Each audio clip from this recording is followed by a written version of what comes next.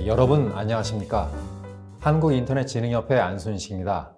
어제 행사는 어떻게 보셨는지요?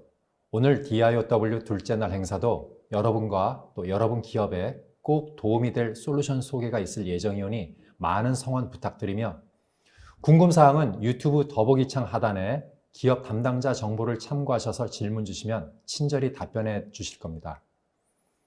그리고 행사 종료 후 설문지도 더보기 단추를 누르신 후 하단에 설문 링크를 통하여 꼭 작성을 부탁드리겠습니다. 설문지를 작성해 주셔야 행사 참석 증빙이 됩니다. 그리고 어제 참석하신 분들도 금일 작성하시면 이틀 연속 참석하신 것으로 증빙이 되오니 꼭 참고하여 주시면 감사하겠습니다. 자, 그럼 오늘 행사 첫 순서로 한국 IBM 전상호 실장님께서 최적의 AI 개발 플랫폼 소개 주제로 발표를 해 주시겠습니다. 자, 잠시 후 영상 보시고 들어보겠습니다.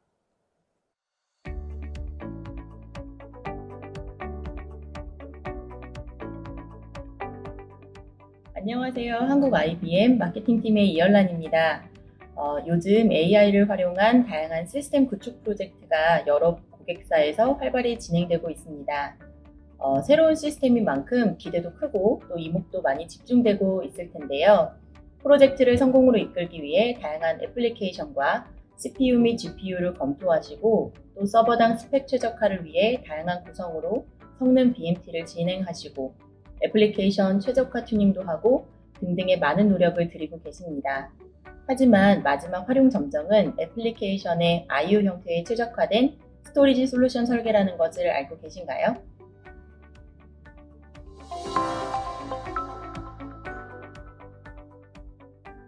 최신 GPU를 8개 장착한 서버들에 100기가 네트워크에 올플래시 스토리지도 연결했으니 우리 회사 AI 시스템이 제일 빠를 거야. 팀장님께 칭찬받을 일만 남았군.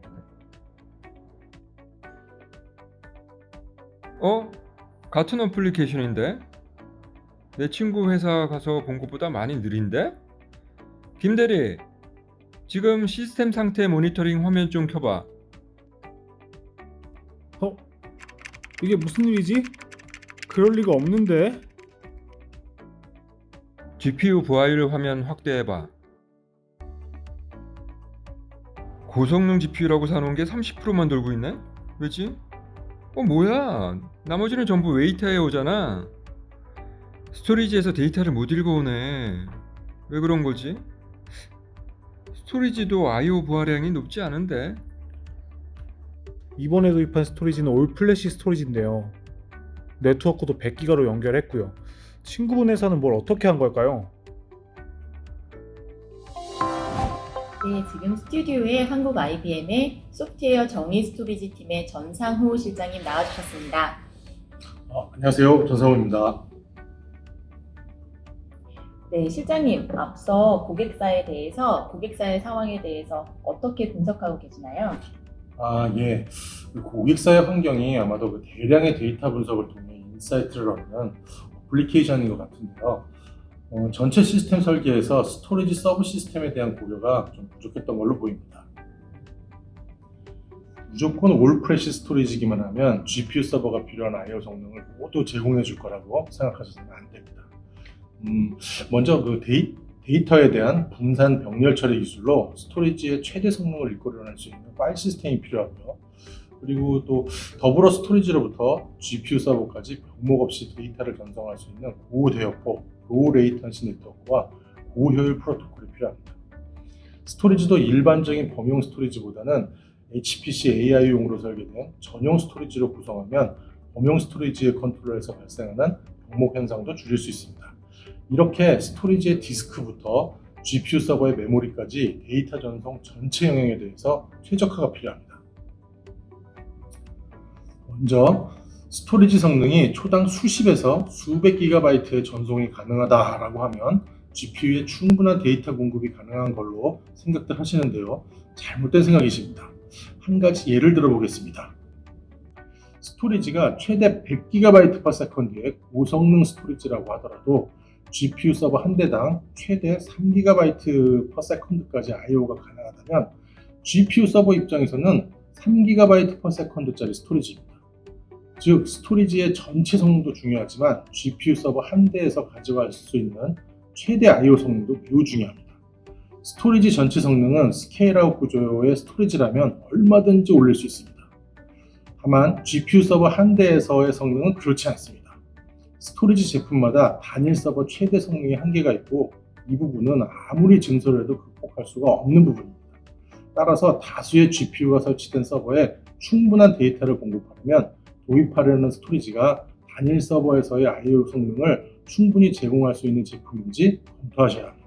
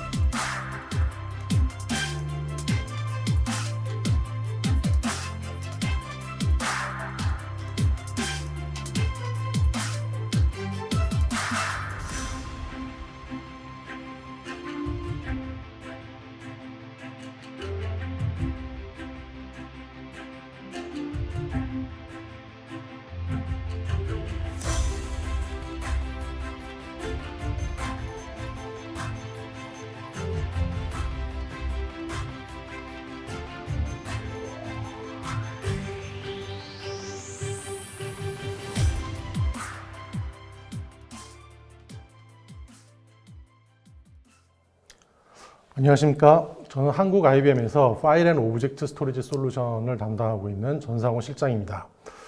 오늘은 최적의 AI 개발 플랫폼이라는 주제로 AI 데이터 파이프라인 최적화 방안에 대해서 한 25분간 세션을 준비했습니다. 뒤에 나올 내용들은 주로 AI 시스템용 데이터 저장소를 잘 설계하는 방안에 대해서 기본적인 내용들을 좀 정리했으니까 앞으로 어떤 프로젝트에 참조를 해주셨으면 감사하겠습니다.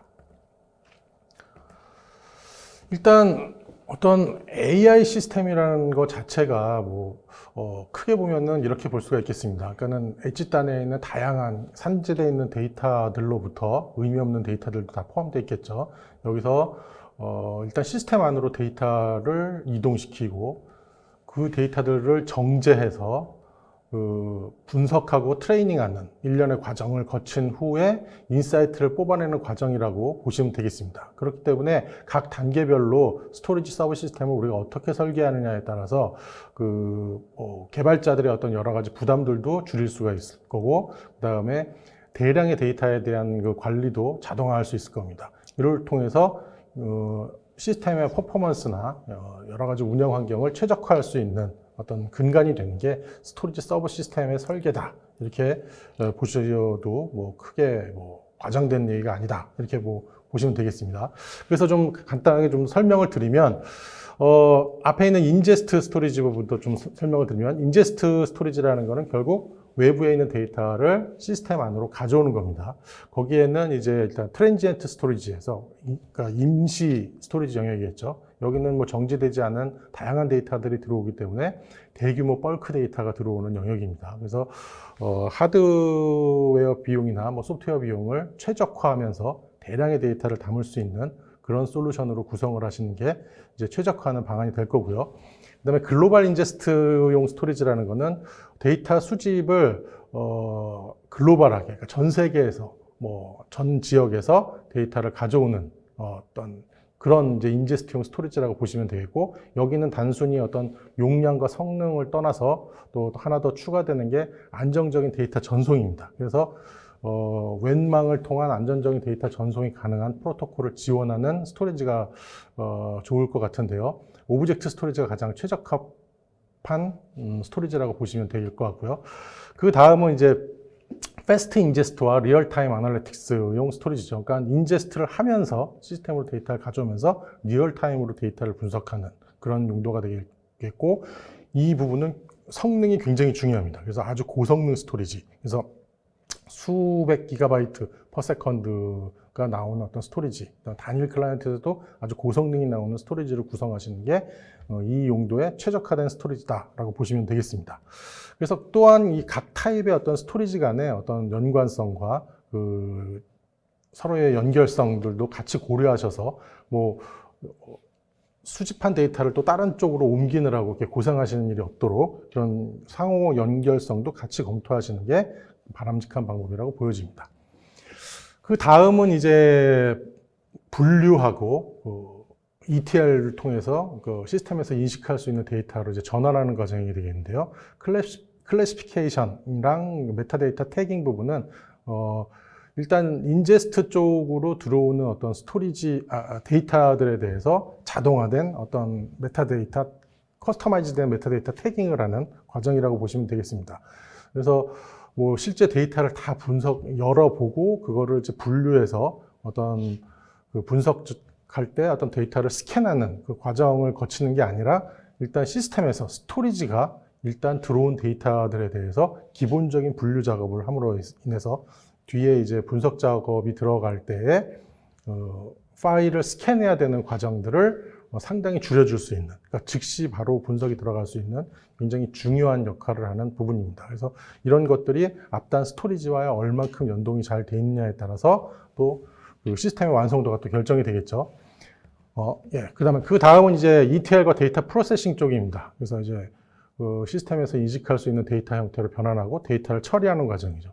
여기는야말로 스토리지 성능이 전체 작업 시간을 좌우합니다. 그래서 굉장히 고성능 스토리지가 필요한 또 환경이 되겠습니다. 그리고 이제 마지막으로 이제 아날라이즈 분석하고 이제 트레인하는 과정인데요. 보통 이제 하드업 스팍 데이터 레이크들도 또 많이들 이용하시죠. 여기서 하나만 말씀을 드리면은 기존의 어떤 인터널 디스크로 구성되어 있는 서버에 이제 하드업 HDFS를 만드는 어떤 그런 형태에서 요새는 이제 고성능 분산 처리용 고성능 스토리지에 하드웨어 어댑터를 얹어서 성능을 더욱더 I/O 성능을 개선하는 게 추세입니다. 그런 것들도 함께 검토하시면 더 좋은 결과가 나올 것 같고요. 그다음에 머신러닝, 딥러닝 이쪽 부분은 가장 이제 핵심적인 스토리지고 가장 빠른 스토리지 퍼포먼스가 필요한 영역입니다.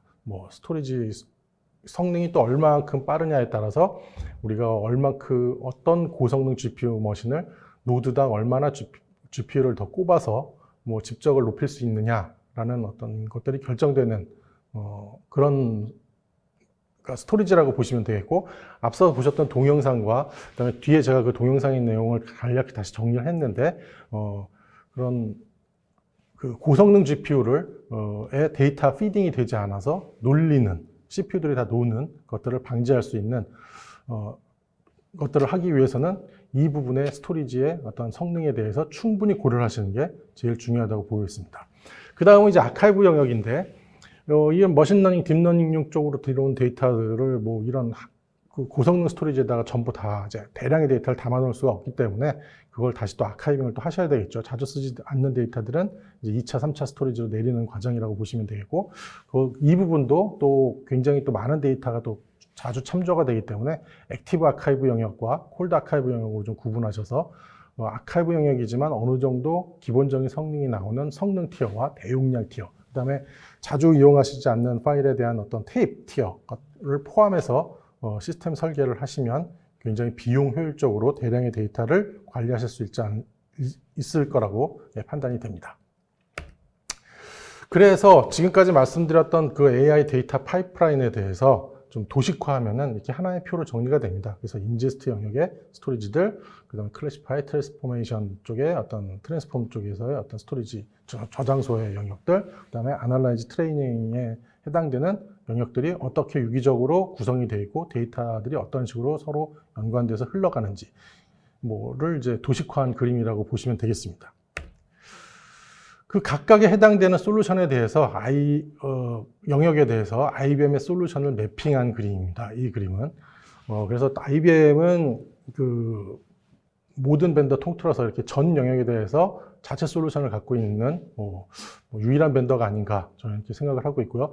각 그 컴포넌트들에 대해서 그 개별적으로 동작하는 솔루션들이 아니라 각 솔루션들이 유기적으로 다 연결되어 있습니다. 자동화되어 있고 데이터 이전이나 뭐 여러 가지 태깅이나 그다음에 성능에 관련된 부분들이 다 자동화되어 있는 그다음에 서로 상호 연관되어 있어서 이런 식으로 이제 시스템을 구성해 놓으시면 AI 쪽 시스템 개발자분들이 데이터 매니지먼트를 하기 위해서 노력하셔야 되는 여러 가지 어떤 개발 과정들을 없애거나 굉장히 극단적으로 단축시킬 수 있는 어떤 그런 플랫폼을 기본적으로 제공한다. 이렇게 보시면 되겠습니다. 앞서서 이제 말씀드렸던 그 맵에서의 저희 솔루션이 크게 4가지로 구분이 되어 있습니다. 그래서 이제 스펙트럼 스케일의 대용량 스토리지를 저장할 수 있는 스펙트럼 스케일이 있고, 오브젝트 스토리지와 그 다음에 그 스펙트럼 디스커버라고 그 데이터 안에 있는 스토리지 안에 있는 데이터를 자동으로 분석해주는 솔루션과 그 다음에 그 아카이빙용 솔루션으로 이제 구성이 되어 있습니다. 오늘은 뭐 시간 관계상 다 말씀드릴 수는 없을 것 같고, 일단 맨 앞에 있는 스펙트럼 스케일, 대용량, 고성능, 데이터 저장소 솔루션이죠. 이거를 위주로 좀 설명을 드려보도록 하겠습니다. 스펙트럼 스케일에 대한 전체적인 펑션 맵이고요. 일단 가운데 부분을 보시면 스펙트럼 스케일은 올 플래시부터 일반 뭐 디스크 스토리지, 뭐 테이프, 인터널 디스크, 제이보드 뭐 이런 뭐 미디어를 가리지 않고 모든 미디어들을 다 묶어서 한 개의 파일 시스템, 한 개의 뭐 네임스페이스를 만들어서 제공해 드릴 수 있습니다. 각 단계의 어떤 스토리지 미디어들은 데이터 티어링을 설정을 해서 가장 최적화된 데이터가 들어갈 수 있도록 엔진에서 다 폴리시로 세팅을 할 수 있습니다.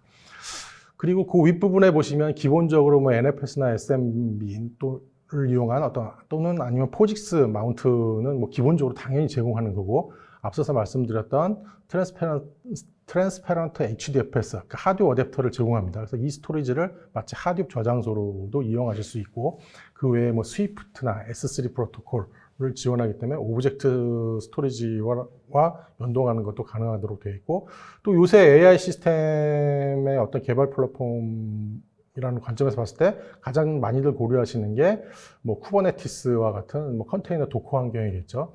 저희는 CSI, 그러니까 컨테이너 스토리지 인터페이스라고 컨테이너의 어떤 데이터 프로비저닝을 하기 위한 인터페이스인데, 저 부분에 대해서 오픈소스 개발 쪽에서 IBM이 굉장히 많이 기여를 하고 있습니다. 그래서 그런 것들이 새로운 펑션이 나올 때마다 저희 스펙트럼 스케일에 바로바로 들어오기 때문에 CSI에 대해서도 굉장히 잘 지원하고 있다. 이렇게 보시면 되고, 그 외에 이제 뭐 여러 가지 인크립션이나 압축이라든지, 그 다음에 웜 기능, 뭐 그래서 위변조 방지 기능 이런 것까지 여러분들이 아마 필요로 하시는 대부분의 기능을 다 제공하는 솔루션이라고 보시면 될 것 같고요. 그 뒤에 이제 오브젝트 스토리지와 그다음에 아까 말씀드렸던 데이터 태깅과 트랜스포머 이전의 어떤 그 그 데이터에 대한 분석하는 솔루션들, 분석 자동화 솔루션들이 다 포함되어 있고, 그다음에 아카이빙 솔루션들이 있습니다.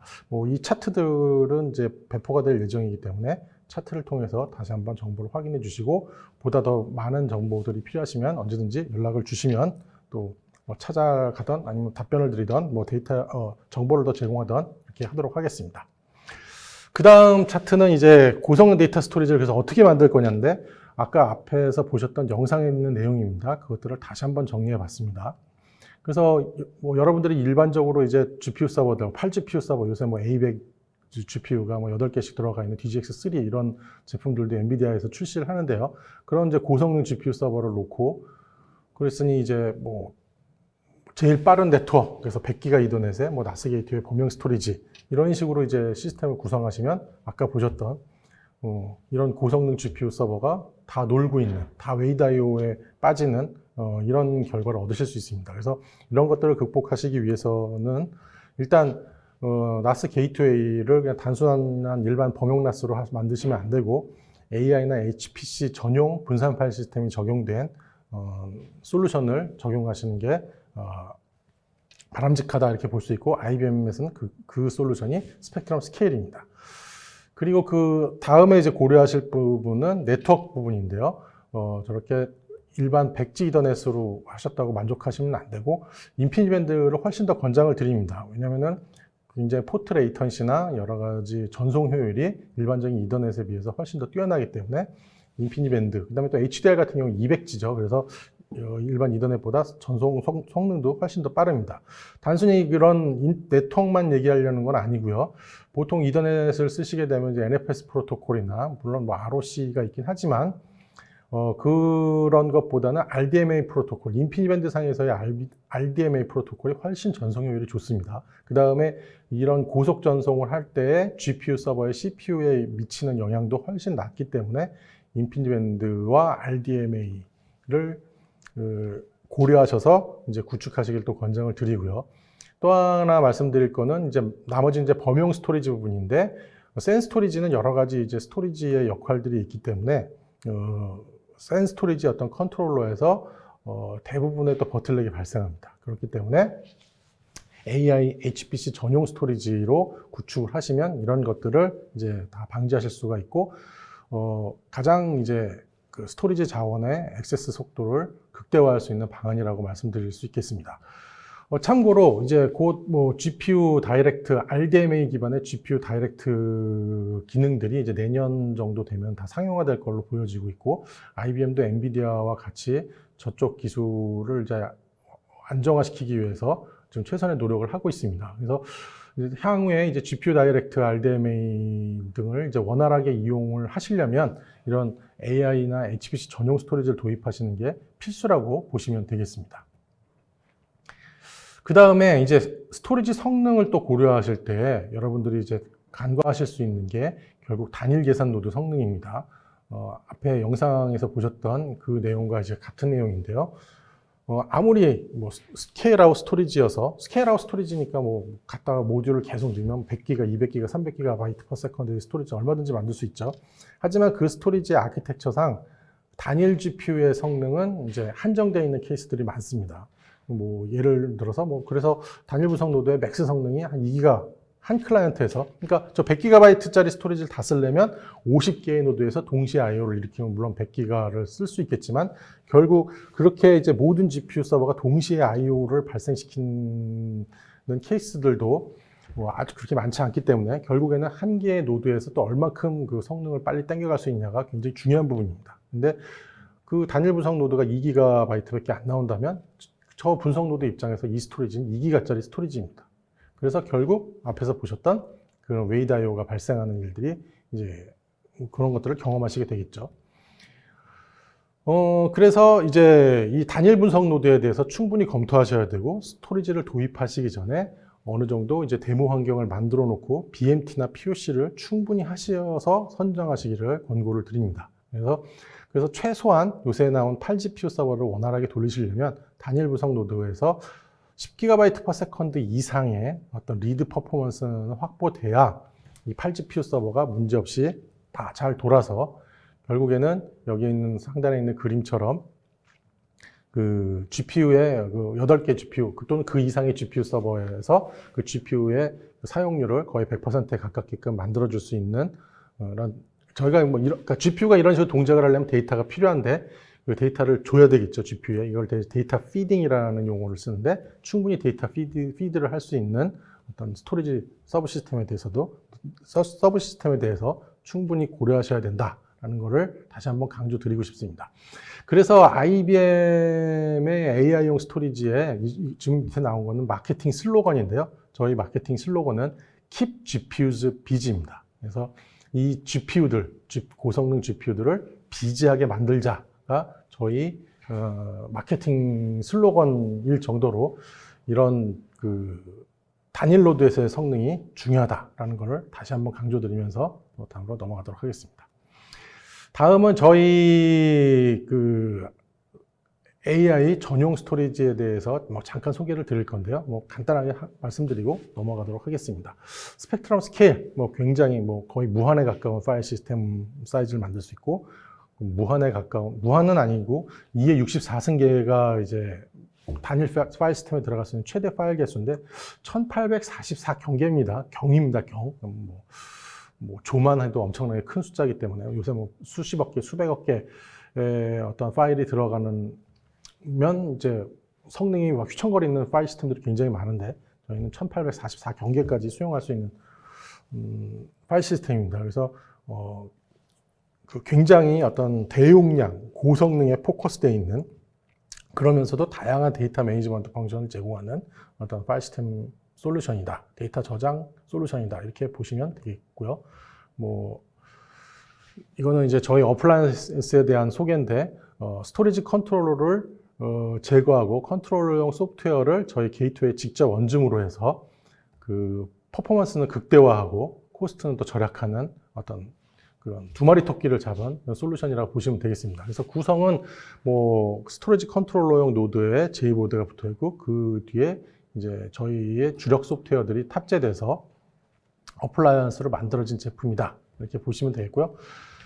라인업인데 지금 이 모델은 이제 일반 서버렉에 들어가는 모델입니다. 그래서 5U에 92베이짜리 뭐 J보드를 총 6단까지 붙여서 일반 서버렉에다 장착할 수 있는 어떤 모델을 만들었고, 최대 성능은 일식당 55GB/s입니다.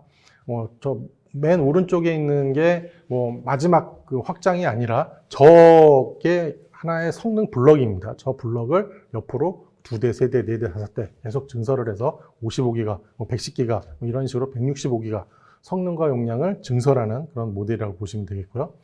그 다음에 요거는 스토리지 전용 렉에 들어가는 모델인데 4U의 106배입니다. 그래서 좀 더 이제 밀집도가 높고 16테라 디스크 장착하게 되면 원렉에 13.5PB가 장착되는 고집적도 모델입니다. 얘도 55GB/s까지 일식당 성능이 나오는 모델입니다. 그리고 저 ESS 3000이라는 제품이고요. 얘는 디스크가 24개씩 들어가고 뒤에 붙어 있는 컨트롤러에 파일 시스템과 네트워크 서비스가 직접 들어가 있어서 요거 일식으로 모든 서비스가 가능한 제품입니다. 하나당 40GB/s가 나오고 용량은 200TB입니다. 그래서 얘도 이제 2식, 3식 이렇게 늘려나갈 때마다 80GB, 120GB 이런 식으로 늘어나는 모델이고요. 내년에 뉴 모델로 업그레이드가 예정되어 있습니다. ESS 3200이라고 불릴 모델인데 딱 일식의 성능이 2배로 올라갑니다. 그래서 일식당 80GB/s로 성능이 올라가서 어나운스 될 예정입니다. 뭐 아까 말씀드렸다시피 단일 분석 노드의 성능에 대해서 굉장히 포커스를 많이 해주시고 많은 BMT와 POC를 거쳐서 제품을 선정하시기를 부탁을 드리겠습니다. 그래서 당연히 저희 ESS 3000은 일식당 한 13기가 정도, 지금 만약에 그 계산 노드가 PCI 3.0 버스를 쓰고 있으면 한 12에서 13 정도가 나오고, 그 다음에 PCI 4.0이면 더 많은 성능이 나옵니다. 네, 그리고 뭐 당연히 또 스케일 아웃 되는 모델이기 때문에 노드를 밑에 스토리지 노드를 증설하면 퍼포먼스가 계속적으로 올라가고요. 저희는 저 10GB/s라는 그 단일 노드에서 성능이 올 MV에서만 나타나는 게 아닙니다. 그냥 일반 그 디스크 베이스로 되어 있는 스토리지에서도 저 성능을 충분히 만들어낼 수 있습니다. 그래서 아까 말씀드렸던 저런 모델들도 이제 갖다 놓으면 단일 분석 성능이 10GB/s 이상 이제 나온다 이렇게 보시면 되고, 이 제품도 이제 다 스케일 아웃이 돼서 원하시는 용량, 원하시는 성능을 만드실 수 있는 제품이다 이렇게 보시면 되겠습니다. 자, 급하게 왔는데요. 간단하게 세미나 정리를 하면서 오늘 발표를 마무리 짓겠습니다. 앞에서 말씀드렸던 AI 데이터 파이프라인인데요. 물론 모든 AI 시스템이 이렇게 복잡하게 뭐 스토리지를 다 구성해야 되는 것들은 아닙니다. 뭐 한 개의 스토리지만으로도 뭐 역할을 분담해서 이제 만들 수는 있을 텐데요. 지금 여기 나온 거는 풀 맵을 저희가 보여드린 거고, 대형 AI 센터에서는 개별적으로 다 아마 만드셔야 될 겁니다. 그래서 이런 풀 펑션들, 어떤 그 컴포넌트들이 있고 각각 그 컴포넌트 스토리지마다 어떤 기능이 필요한지 앞에 정리해 놨으니까 그런 것들을 잘 참조하시면 될 것 같고, IBM은 그런 모든 부분에 대해서 솔루션을 제공하고 있고 이게 유기적으로 다 동작한다라는 것들을 마지막으로 다시 한번 좀 강조를 드리면서 오늘 세션 발표를 마무리 짓도록 하겠습니다. 혹시 질문 사항이나 그런 것들이 있으시면은 올려주시거나 나중에 연락을 주시거나 전화를 주시거나 뭐 메일을 주시면 답변을 드리고, 또 고객사 사이트에 직접 방문해서 뭐 제품 세미나 같은 것도 가능하니까 뭐 연락 주시면 감사하겠습니다. 감사합니다. 네, 한국 IBM 전상우 실장님 발표 잘 들었습니다. 자, 그럼 다음 발표는 LS전선 유지성 과장님께서 미래형 데이터 센터를 위한 스페셜티 케이블링 솔루션이라는 주제로 발표해 주시겠는데요. 잠깐 2분 정도 휴식 후에 영상 보시고 들어보겠습니다.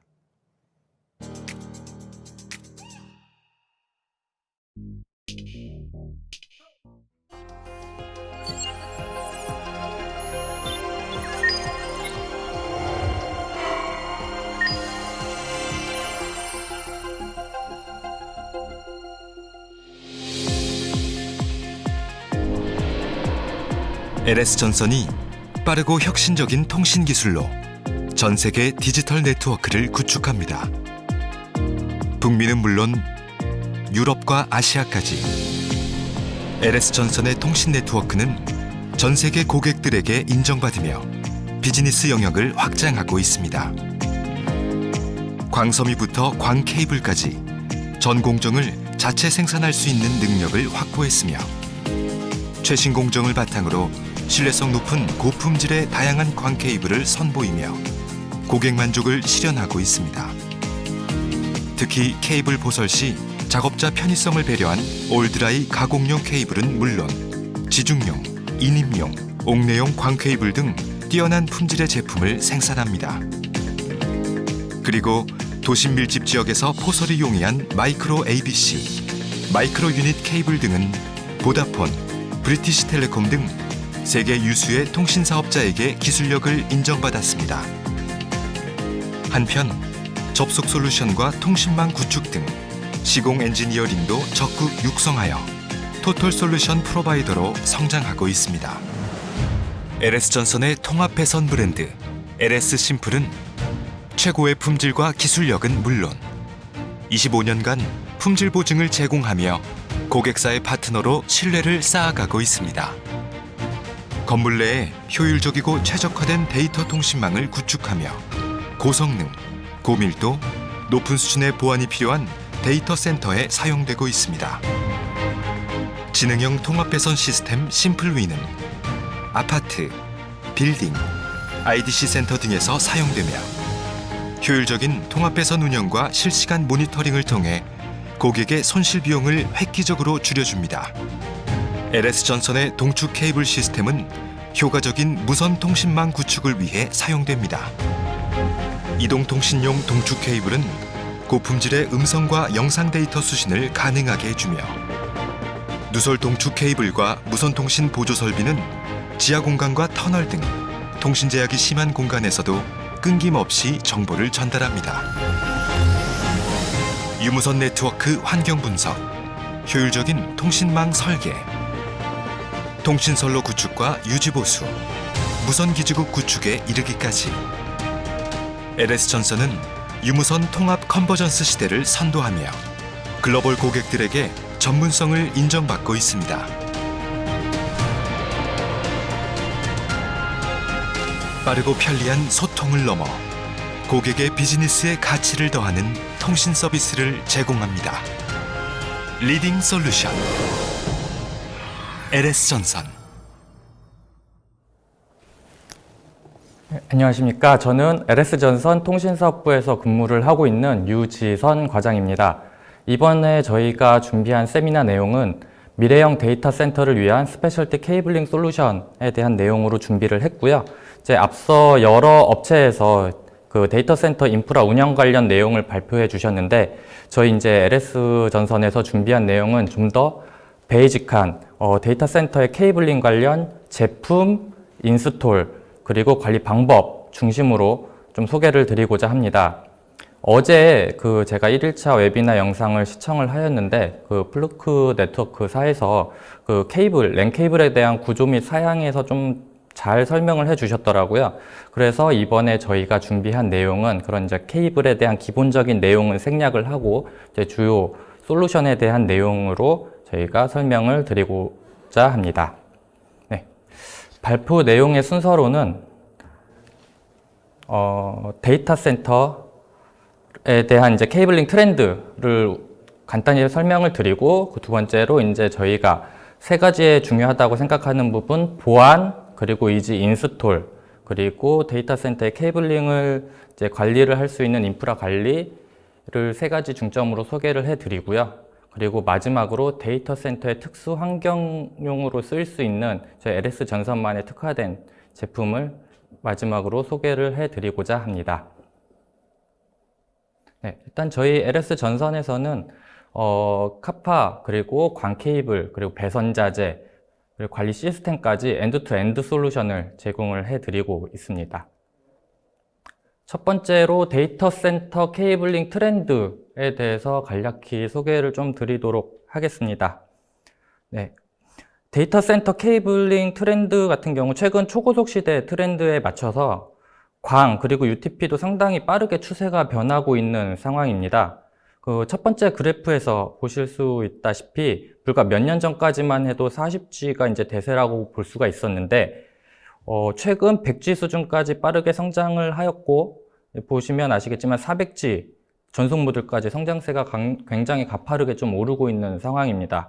물론 이제 400G 연결 같은 경우에는 8x50G 그리고 4x100G로 이제 적용을 하고 있는데 이러한 추세에 맞게 이제 저희 광 배선 자재 같은 경우도 OM3급에서 OM4급으로 설계 반영이 이렇게 전환되고 있는 상황으로 보시면 될 것 같습니다. 그리고 UTP도 마찬가지로 최근에는 10G까지 가능한 cat6a 제품으로 전환이 되고 있는 분위기입니다. 최근 여러 프로젝트의 사양서를 보더라도 확실히 cat6a급 설계가 상당히 조금 늘어나고 있다는 것을 좀 느낄 수가 있었습니다. 네. 그 다음 페이지는 저희 데이터 센터 내 TIA 규격에 기준한 케이블링 구성도를 간략히 좀 표시를 해놨고요. 데이터 센터의 사용자 증가 및 적용 속도가 상당히 이제 증가함에 따라서 MDA 구간부터 그리고 스토리지 구간, EDA 구간까지 패칭이 이제 상당히 이제 늘어나고 있는 상황이 되고 있습니다. 이에 이제 뭐 서버실이나 통실실 내에서 케이블링 상태가 상당히 복잡해지고 고밀도화 될 수밖에 없는 상황입니다. 그리고 오랫동안 좀 사용되지 않은 케이블 같은 경우는 뭐 제거라던가 이런 좀 정리하기가 쉽지 않기 때문에 뭐 그냥 방치를 해놓고 신규 코드를 다시 연결을 하는 그런 경우가 이제 비일비재하고 있습니다. 이러한 상황에서 우리가 어떻게 이제 데이터 센터의 케이블링을 효율적으로 할 수 있는지 그 다음 장서부터 좀 더 상세하게 말씀을 드리도록 하겠습니다. 네, 저희 데이터 센터 케이블링 트렌드에 이제 저희가 LS 전선에서 제안하는 세 가지 키포인트가 있는데요. 화면에서 보실 수 있다시피 이제 데이터 센터의 보안 관리. 물론 이제 이 보안 관리 같은 경우는 뭐 출입의 보안이라던가 이런 카메라 보안 이런 종류의 보안이 아닌 광 케이블 자체 내에서의 물리적인 보안, 그럼 해킹 방지, 그 케이블에 대해서 소개를 드리고자 하고요. 두 번째로는 뭐 저희 LS 전선에서 항상 세미나 할 때 뭐 말씀드리는 뭐 이지 인스톨 및 하이 퍼포먼스 내용, 그리고 마지막으로 데이터 센터에 연결된 뭐 케이블링, 그리고 네트워크 구간 등을 통합적으로 관리를 할 수 있는 통합관리 소프트웨어까지 전체적으로 소개를 해 드리도록 하겠습니다. 네, 첫 번째 이제 데이터 센터 보안을 말씀을 드리겠습니다. 데이터 센터 광 전송 특성 이슈라고 해서 이제 최근에 서버 증가나 이런 패칭 환경이 상당히 증가함에 따라서 그 패치 코드 연결 시 지속적인 꺾임이 발생할 수 있는 상황이 상당히 많이 이루어지고 있습니다. 뭐 왼쪽 사진에서도 보시겠지만 그냥 마이크로 밴딩, 자연 밴딩에 의한 것도 있지만 매크로 밴딩, 이 매크로 밴딩 같은 경우에는 광 코어랑 클레드에 이제 입산 광의 각도가 인계각보다 상당히 크게 됐을 때 광이 누설되는 경우를 이제 말하는데요. 이러한 VCN 같은 경우에서도 이제 상당히 많은 케이블이 들어가기 때문에 꺾임이 발생할 수밖에 없고요. 이러한 꺾임에 의해서 일부 광 케이블이 노출이 되게 됩니다. 광 케이블의 그 데이터가 노출이 되게 되는데, 이러한 노출을 해킹을 이용해서 장비를 이용해서 해킹을 하는 경우가 발생을 하게 되는데요. 그래서 실질적으로 그 저희 정보통신 기술 표준 중에 국내 통신선로 설비 기술 표준에는 댁내용 광통신은 해킹 손실에 영향을 주지 않도록 해야 된다. 특히 통신실 내부 광코드에서 해킹 방지가 필요하다라는 문구가 적용이 되어 있습니다. 이처럼 최근 광코드에 대한 해킹 방지 기술이 상당히 좀 요구가 되고 있는데요. 이제 왼쪽 그림을 보시면은 이제 광 케이블이 약간씩 꺾여져 있는 거를 저희가 표현을 한 겁니다. 이제 케이블이 꺾였을 때,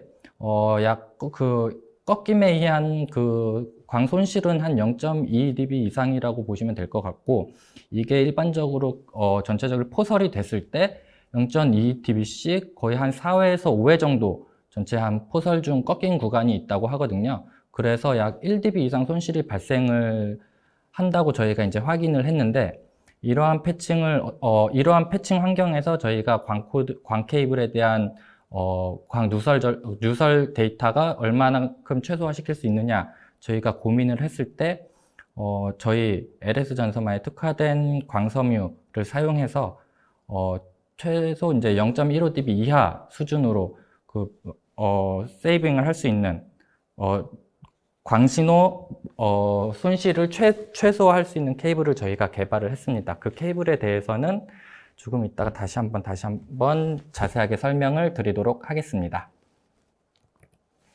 네.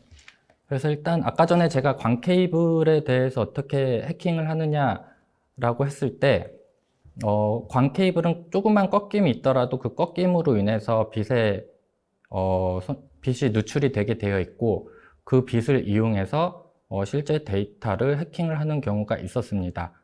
16년도에 미래창조과학부에서 실제로 광신호 검출 장비인 그 파이버 크립이라는 장비를 통해서 연결되어 있는 광 케이블을 꺾어서 그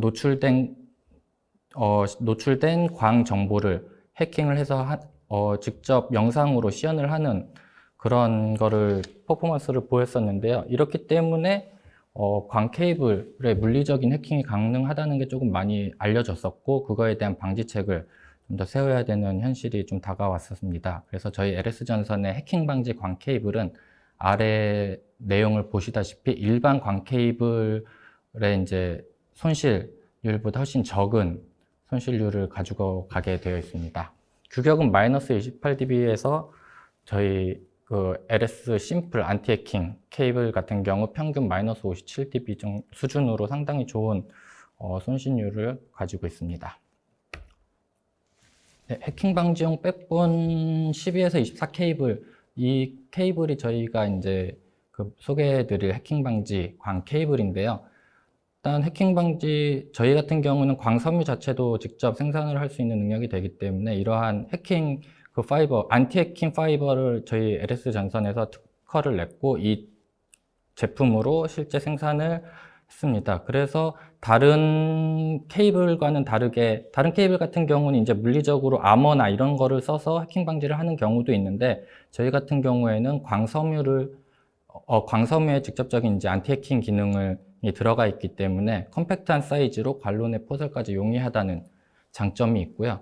그리고 클래딩 위에 다시 코팅까지 한 번 더 해서 2차로 해킹을 방지할 수 있는 그러한 기능을 가지고 있습니다. 케이블 같은 경우는 뭐 싱글 모드, 멀티 모드 가능하고, 자켓은 PVC나 그리고 로우 스모크 제로 할로겐까지 다 적용이 가능한 부분입니다. 그래서 해킹 방지 특성을 비교해 봤을 때 뭐 싱글 모드 그리고 멀티 모드 둘 다 비교했을 때 기존 일반 광 케이블보다 훨씬 낮은 손실률을 확인하실 수가 있습니다. 네, 그 다음은 이지 인스톨 앤 하이 퍼포먼스 부분에 대해서 설명을 드리겠습니다. 뭐 케이블의 슬림화 부분은 저희 LS전선에서 무슨 세미나를 할 때마다 항상 강조를 드리는 부분인데, 이 부분은 뭐 말씀을 드리더라도 워낙 중요한 부분이기 때문에 저희가 빼지 않고 항상 소개를 드리는데요. 지금 현재 10G 이제 카테고리 6A 제품은 계속 슬림화가 진행이 되고 있습니다. 저희 LS 케이블에서는 울트라 슈퍼슬림 USS 케이블 같은 경우에는 이제 수평 배선으로 쓸 수 있는 5.8mm 케이블까지 개발이 되어 있고, 통신실 내 패치 코드용으로 쓸 수 있는 28AWG 제품은 3.5mm 수준까지 외경을 축소를 시켰습니다.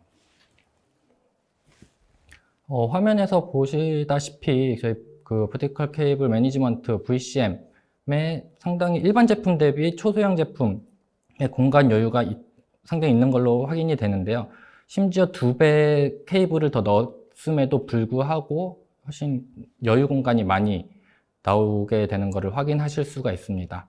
그 일반 제품이 저렇게 좀 VCM에 과하게 끼어 있을 때 문제점은 물론 이제 뭐 열이라던가 이런 거 좀 공기 순환 이런 거에 좀 안 좋을 수도 있지만 아시다시피 랜 케이블 같은 경우는 페어로 꼬여 있는 케이블 제품인데 그 꼬임의 이제 길이라던가 그런 거에 따라 전송 특성이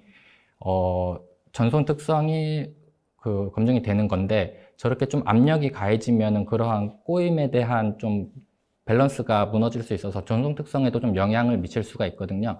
그렇기 때문에 이제 28AWG 이제 슬림화된 케이블을 썼을 땐 그러한 압박이 훨씬 덜 하기 때문에 통신 특성에도 크게 문제가 없다고 말씀을 드립니다.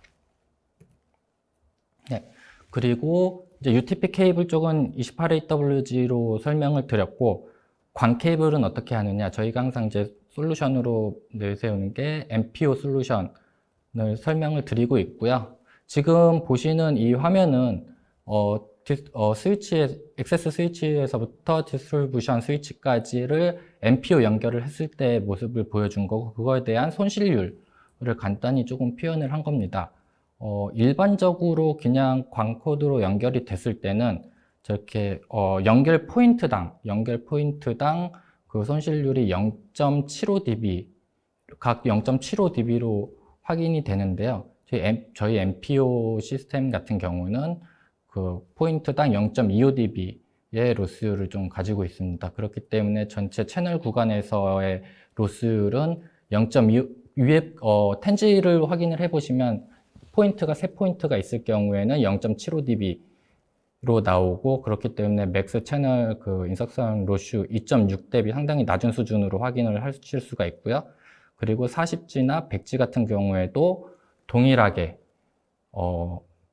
확인을 하실 수가 있습니다. 그리고 MPO 시스템의 가장 좋은 점은 미리 터미네이션이 완료가 다 된 상태에서 그 인스톨을 하실 수가 있기 때문에 작업성에도 상당히 편하다는 장점이 있고요. 그리고 그림에서 보시다시피 이제 MPO와 MPO 간의 팬아웃 코드로 하나의 선으로 연결이 가능하기 때문에 후면부의 다양한 상당히 고직접적인 그 고밀도 패칭이 아닌 선 하나로 간단하게 연결을 할 수 있다는 장점이 있습니다. 아래쪽 보시면 이제 모듈러 광 패널, 패치 패널의 이제 삽입형이라고 보시면 되는데요. 일반 MT 패널에 저렇게 MPO 카세트를 삽입을 총 4개까지 가능을 해서 LC36 카세트로는 전체 맥스 144코어까지 가능한 수준으로 연결을 하실 수가 있습니다.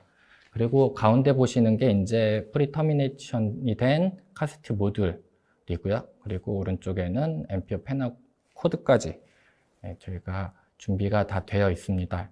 제품에 대해서 좀 더 상세한 스펙이나 이런 거를 확인하고 싶으시면은 나중에 세미나 완료 후에 저희 쪽에 문의를 주시면 저희가 다 대응을 해드리도록 하겠습니다.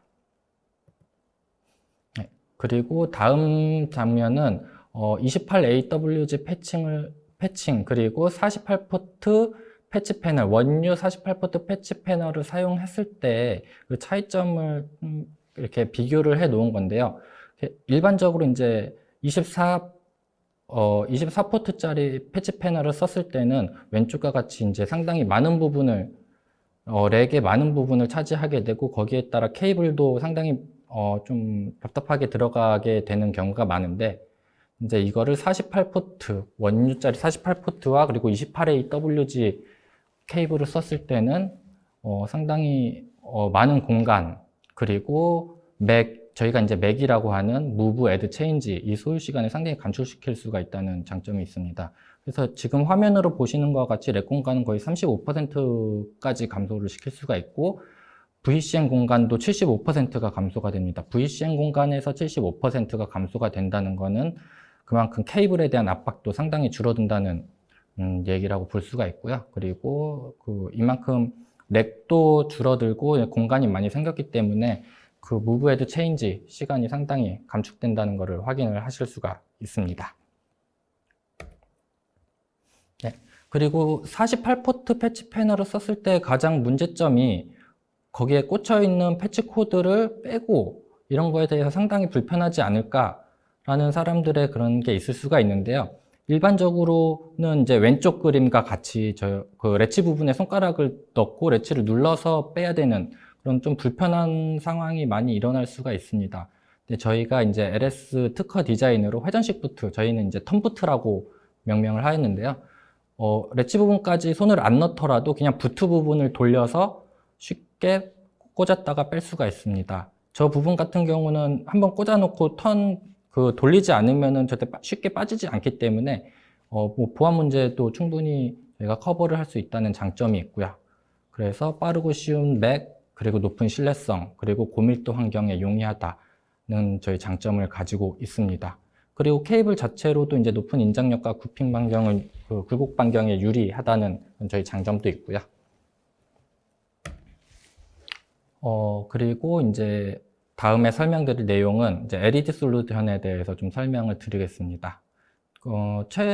인스톨하면서 이제 최적화된 케이블링 구성을 위한 핵심 요구 조건이 있는데, 첫 번째로는 포트 트래킹, 그리고 패스트 인스톨레이션, 그리고 하이 퍼포먼스 이 세 가지가 상당히 중요합니다. 직관적으로 포트 상태를 파악할 수 있어야 되고요. 그리고 편리하고 빠른 배선 자재. 이제 인스톨 하시는 분들 작업하면서 가장 중요한 게 좀 스피드거든요.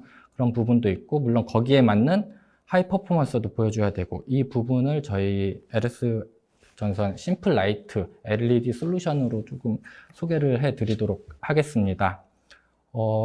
앞서 말씀드렸던 세 가지 포인트, 포트 트래킹, 패스트 인스톨레이션, 그리고 하이 퍼포먼스 이 부분을 아래 네 가지 종류를 간단히 소개를 드리겠습니다. 이제 LED RJ45 모듈은 일반 모듈렛 잭과 이제 동일한 외관은 가졌는데 그 LED 테스터기로 이제 신호를 주면은 LED 모듈 안에서 빛이 나게 됩니다. 그렇기 때문에 통신실이 아닌 외부에서 아웃렛에서 LED 테스터기로 신호를 줬을 때 그 빛나는 모듈을 찾아서 쉽게 작업을 할 수가 있고요. 뭐 LED 턴부트 미니 패치 코드 같은 경우에도 모듈렛 잭에서 불이 나는 것뿐만이 아닌 패치 코드에서 불이 나기 때문에 상당히 이제 고밀도, 고직접된 케이블링 환경에서 쉽게 패치 코드를 찾을 수가 있습니다. 그리고 거기에 따른 이제 부수적인 장비로 LED 테스터기, 그리고 저희 LED 모듈렛 잭 전용 이지 툴이고요. 그래서 LED 패치 코드 구성을 하려면은 이제 전체 구성도와 그리고 그 구성도에 맞는 그 테스터기를 저렇게 연결을 해서 확인을 할 수가 있는 건데요. 일단 왼쪽에 통신실에서 스위치와 그리고 패치 패널 간을 LED 패치 코드로 연결을 하고, 그리고 LED 패치 패널 후면에서 아울렛 후면으로 수평 배선으로 일반 케이블이 연결이 될 거고요. 그렇게 됐을 때 사용자의 아울렛에서 저희 테스터기로 LED 신호를 주면은 통신실에 연결되어 있는 패치 코드 그리고 모듈러 잭에 LED 불빛이 켜지게 됩니다. 그걸로 이제 손쉽게, 물론 네이밍 태그를 보면서도 할 수 있지만 그거보다 훨씬 더 직관적으로 확인을 할 수 있는 그런 상황을 저희가 만들어 드릴 수가 있습니다. 그리고 LED 패치 코드 같은 경우는 이제 두 가지 색상, 녹색과 붉은색, 녹색으로 저희가 표시를 해서 좀 더 구분을 하기 쉽게 만들어 놨습니다. 이제 RJ45 LED 잭 같은 경우에는 일반 RJ 잭과 이제 똑같이 거의 만들어 놔서 MT 패치 패널이 이제 모듈형 패치 패널에 간단히 있게 꽂고, 그리고 제거를 상당히 하기 쉽게 그렇게 디자인이 되어 있고요.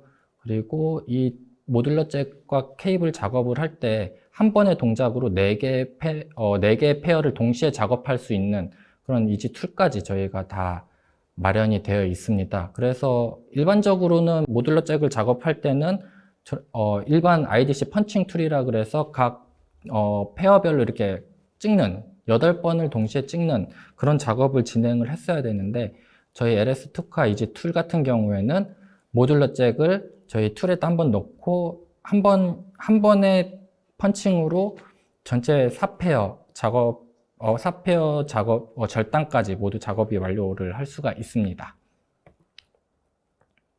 그래서 이제 저희 주요 기능을 보시면은 저 테스터기에 따라서 케이블링 환경에 따라서 저희가 확인할 수 있는 테스터기에서 확인할 수 있는 불빛이 다르거든요. 이 불빛이 다른 거를 통해서 어떻게 연결 상태가 되어 있는지, 어디까지 연결이 되어 있는지까지도 다 확인이 가능합니다.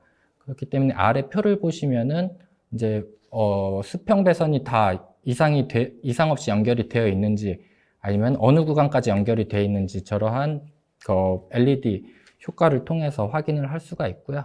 그래서 수평 배선 이상 유무 확인도 가능하고 패칭 작업까지 LED로 가이드가 가능하며 그리고 포트 가용 유무랑 위치까지 단번에 좀 직관적으로 확인을 할 수 있는 그런 시스템이라고 보시면 되겠습니다. 이게 방금 전까지 말씀드린 게 이제 UTP LED 솔루션에 말씀드렸다면은 지금 이제 말씀드릴 내용은 이제 LED 광 솔루션이고요. 뭐 방법이나 이런 거는 UTP 케이블과 뭐 다른 건 없습니다. 이제 LED에 저희가 가지고 있는 LED 파이버 LC 점퍼 코드에 이제 광 솔루션 전원 공급 기기가 있는데 이거를 저희 부트 쪽에서부터 밀어 넣게 되면은 각 점퍼 코드 양단에 LED에서 불이 들어오게 되어 있고요. 그리고 다른 타입으로도 또 저희 뭐 LED RJ45 패치 코드, 파이버 LC 점퍼 코드, 그리고 MPO LED 파이버 코드까지 저희가 다 보유를 하고 있습니다. 그래서 심플라이트 LED 파이버 코드 기능을 간단히 이제 영상으로 보여드리자면 양 단에 이렇게 연결이 되어 있고요.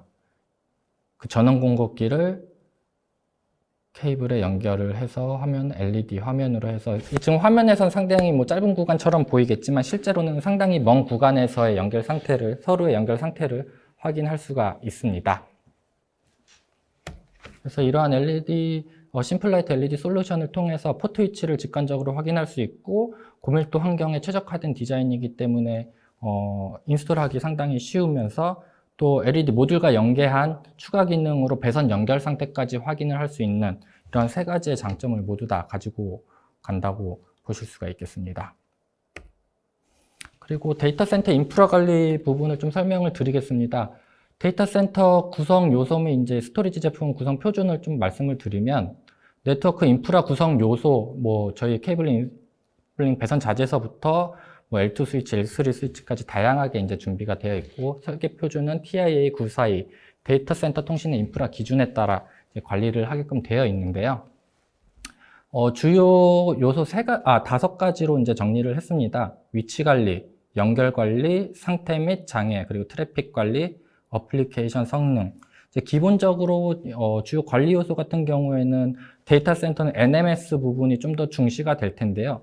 저희 LS전선에서 제공해드리는 통합관리 소프트웨어 같은 경우에는 이러한 NMS뿐만이 아닌 저희가 이제 CMS라고 말하는 케이블 매니지먼트 시스템까지 다 제공을 해드리고 있습니다. 그렇기 때문에 그냥 네트워크 관리뿐만이 아닌 케이블로 연결되어 있는 서버에서 엔드단까지 케이블이 어떻게 연결이 되어 있어서 어느 포트에서 어느 포트까지 연결이 되어 있는지까지도 정보를 제공을 하고 있습니다. 그렇기 때문에 선반장 관리와 네트워크 관리가 한 번에 가능하다는 큰 장점이 있습니다.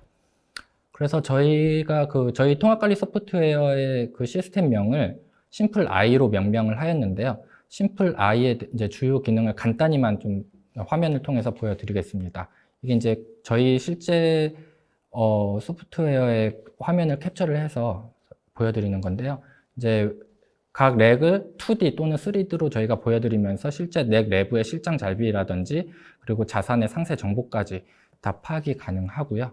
그리고 NMS에서의 기본 성능인 트래픽 플로우 확인이라던가, 그리고 거기가 뭐 과다했을 때 알림 설정, 그리고 케이블링 구성도, 선봉 관리까지 다 한 번에 확인을 하실 수가 있습니다.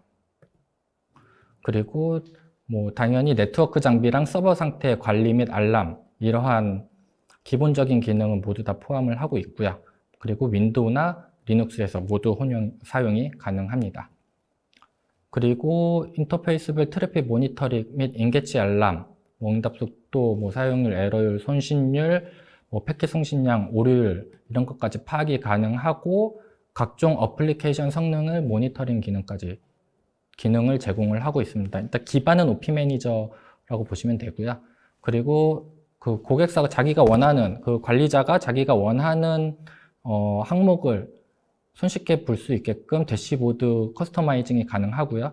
그리고 탑 통계 기능이 있어서 이렇게 순위별로 손실률이라든가 이런 거를 순위별로 좀 확인을 하실 수가 있습니다.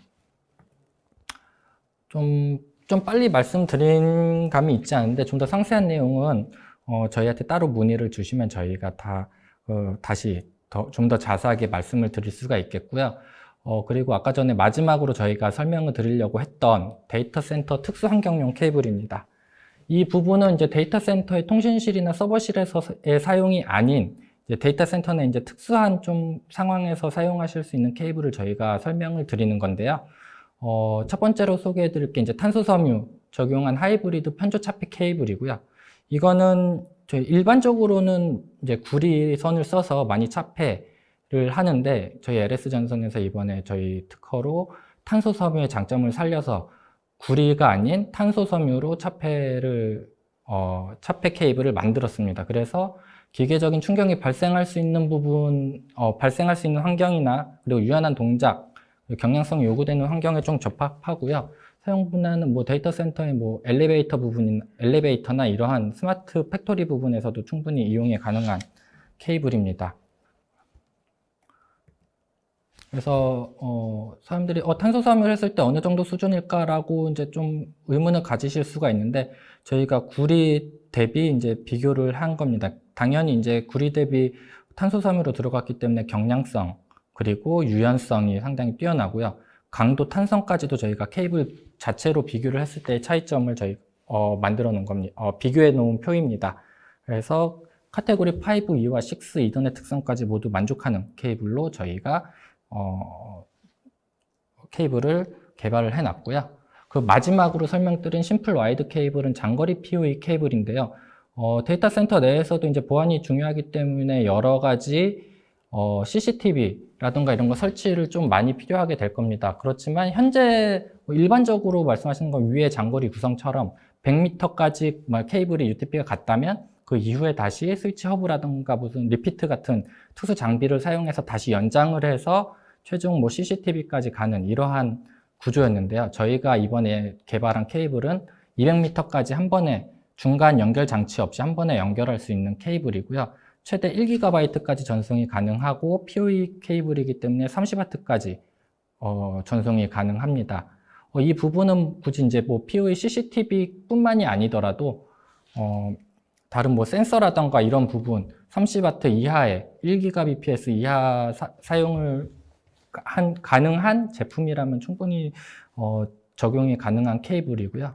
그래서 마지막으로 보시다시피 사진에서 이제 전원 설비 공사를 따로 하기 어려운 천장 틈새라던가 그런 거에 공간에도 설치가 가능하기 때문에 CCTV 케이블링 환경에서는 가장 효과적으로 좀 사용을 하실 수가 있다고 보시면 될 것 같습니다.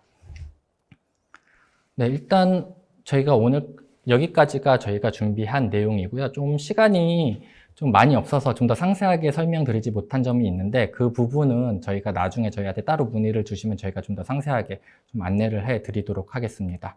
네, 이상으로 세미나 내용을 마치겠습니다. 감사합니다.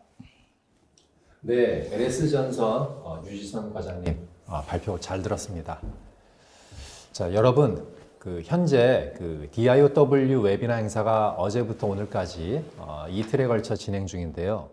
이러한 웨비나 행사를 향후에는 저희 협회에서는 어떻게 진행하는 것이 여러분께 더 좋은 그 만족감을 드릴까 해서 잠시 환기도 할 겸 여러분께 잠깐 짧은 설문조사를 채팅창을 통하여 한 3초만 할애해 주시면 감사하겠습니다.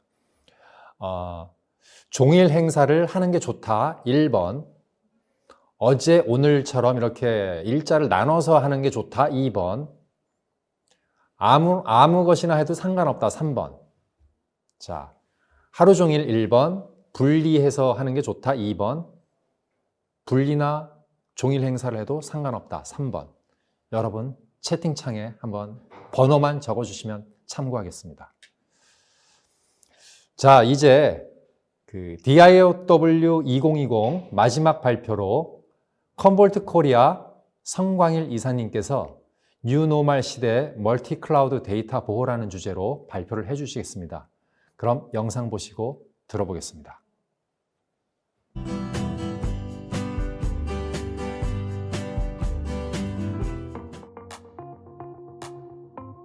So your data environment is looking a bit complex. Multiple solutions for multiple use cases, a growing number of applications, and a data management plan that's more improvised than strategized. How'd this happen? It started with an ever-growing need to protect data. At first, maybe in a physical server or a storage array, or 3 or 4.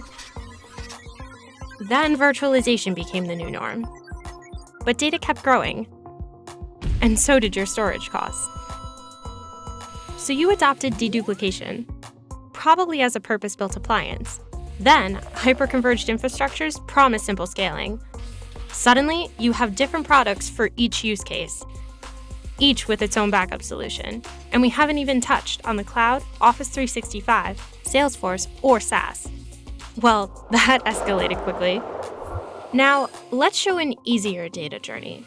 You choose a single backup, recovery, and data management solution. It protects your applications and data, no matter where it's stored.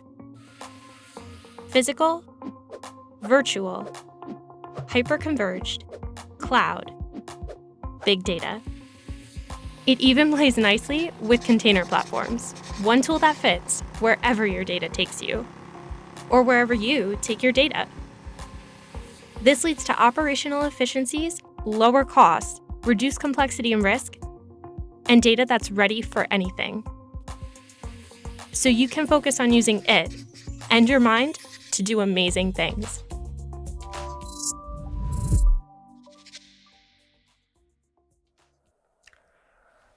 안녕하세요. 컴볼트 코리아에서 SE 업무를 담당하고 있는 성광일 이사라고 합니다. 반갑습니다.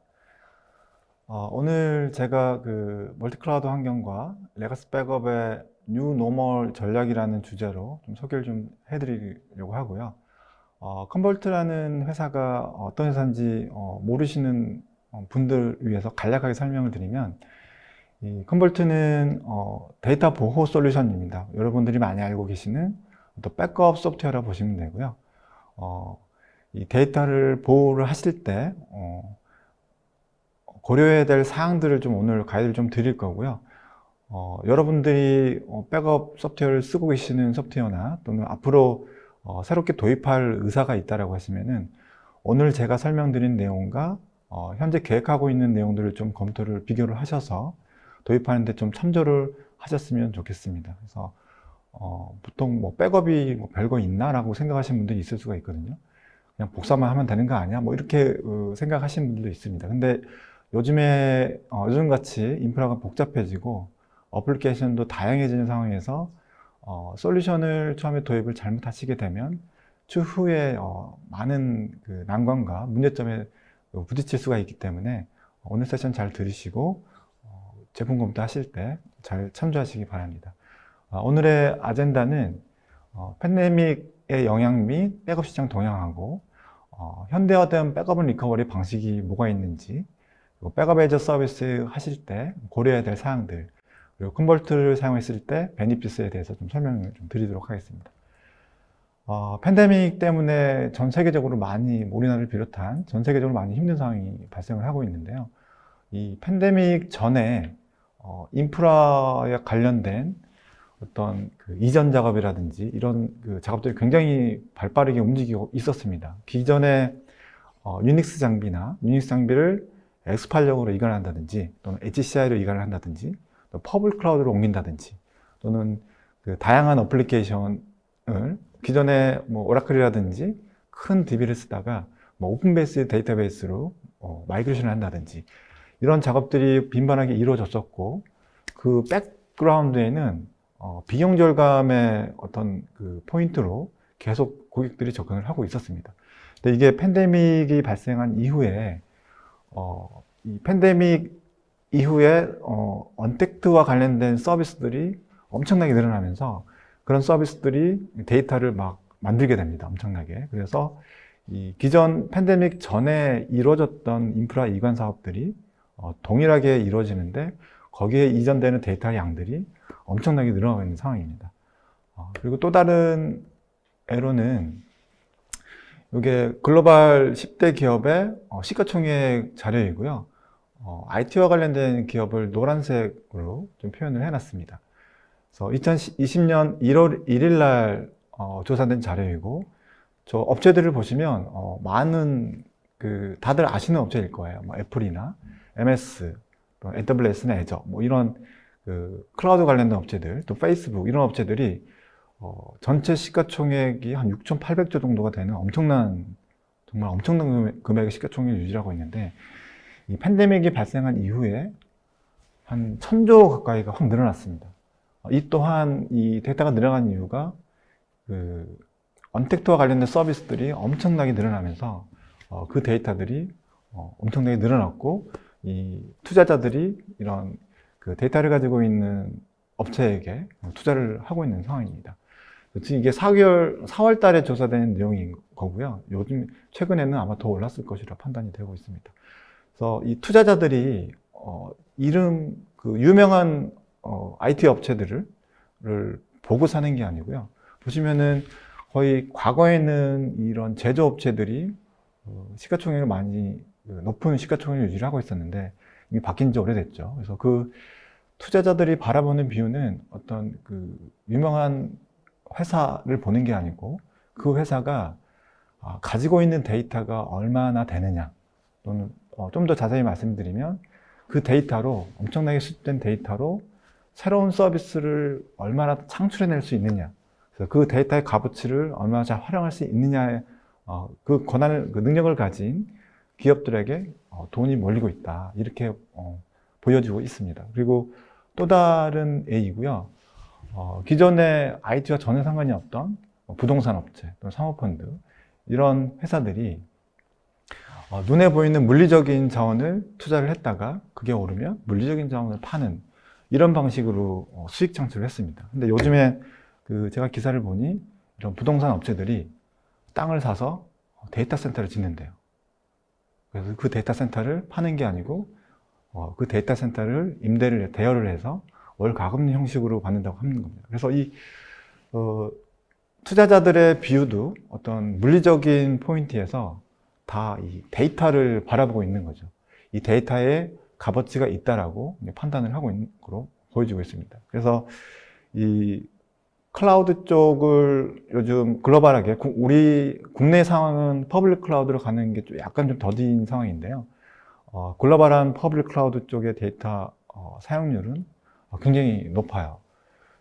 보시면 이게 이제 조사 기관에 의해서, 사실 이 자료는 팬데믹 전에 조사가 됐던 자료입니다. 그래서 클라우드 쪽의 데이터가 늘어나서 클라우드의 백업 마켓 시장이 연 24% 계속 늘어날 거다. 그 이유로는 언택트 서비스에 대한 그런 서비스들이 활성화되어 있다는 거죠. 뭐 자율주행이라든지 뭐 가상현실 또는 뭐 드론 서비스, 이런 스마트 디바이스들이 만들어내는 장치들이 만들어내는 데이터들이 엄청나게 늘어나고 있다. 그래서 팬데믹 전에도 저렇게 늘어날 것이라고 예측을 했는데, 이제 팬데믹 후에는 언택트 서비스가 더 활성화돼서 더 많은 데이터들이 만들어지고 있어요. 그래서 향후에는 저 예측 자료보다도 훨씬 더 많은 데이터들이 클라우드 베이스에 돌아갈 것이다.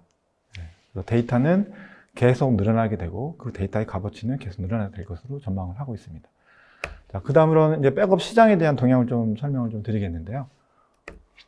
같은 해에서 조사된 자료이고, 기존에 그 사용하고 있는 백업 소프트웨어에 대한 만족도를 조사를 한 거고요.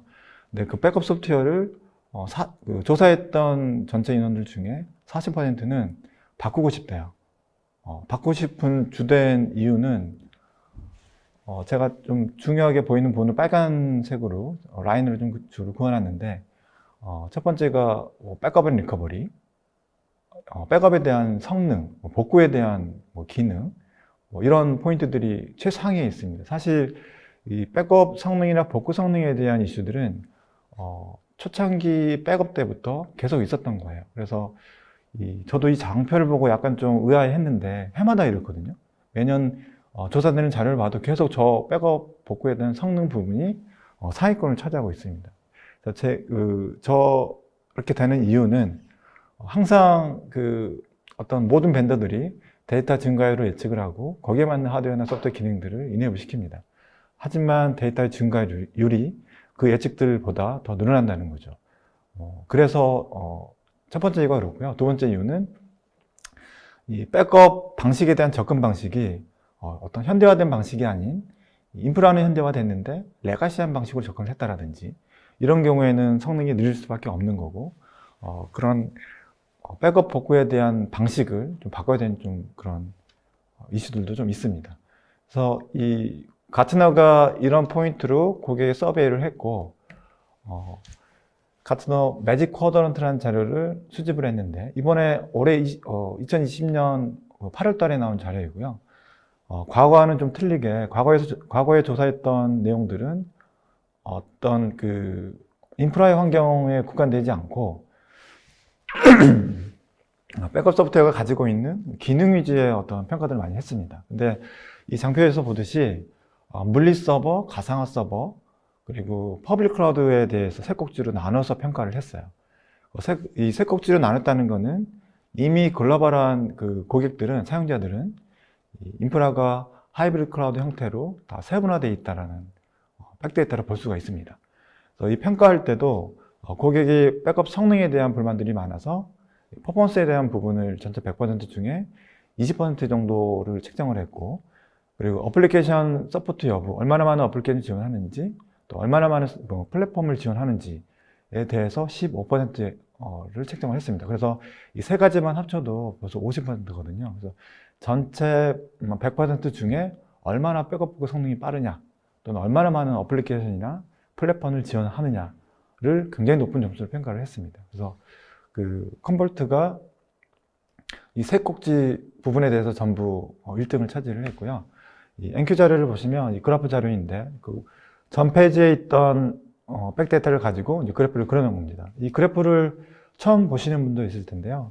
이 그래프를 보는 방법은 이 한시 방향으로 치우쳐 있을수록 좋은 솔루션이라고 보시면 됩니다. 그래서 저희 컨볼트를 빨간 박스로 저희 표시를 해놨고요.